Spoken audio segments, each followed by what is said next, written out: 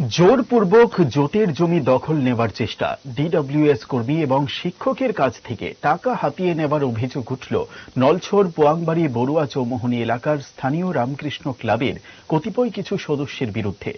মঙ্গলবার দুপুরে এক সাংবাদিক সম্মেলনে এমনই অভিযোগ করলেন পোয়াংবাড়ি বড়ুয়া চৌমুহনী এলাকার শিক্ষক সুরজ কান্তি দাস এবং DWS junior overseer Rakesh Das.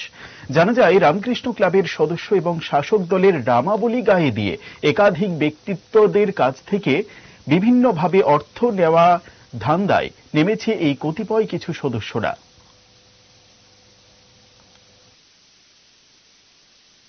আমরা বাংলাদেশ থেকে 1964 আমার জ্যাঠামশাই ব্রজলাল দাস বিনিময় ফিরে আইছে। আমরা তখন ছিলাম না, জন্ম হয় নাই।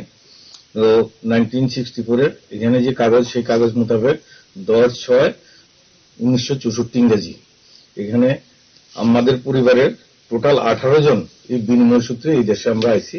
টোটাল 18 জন। 18 জনের মধ্যে আমার ঠাকুরদাদা ছিল না, ঠাকুরমা আছে। ঠাকুরমা ছিল, ঠাকুরমার নাম হলো সরোজিনী দাস। আমার বাবার কাকিমা সাবিত্রী দাস। তো এইভাবে জ্যাঠামশাই হইল ব্রজলাল দাস, বাবার নাম কাঞ্জিলাল দাস, আরেক কাকার নাম মতিলাল দাস, কাকার নাম রতিলাল দাস, এক জ্যাঠামশাই হরলাল দাস। ফ্যামিলিগতভাবে সবাই এই লিস্টের মধ্যে আছে। এখন শুধুমাত্র আমার এক কাকা জীবিত আছে।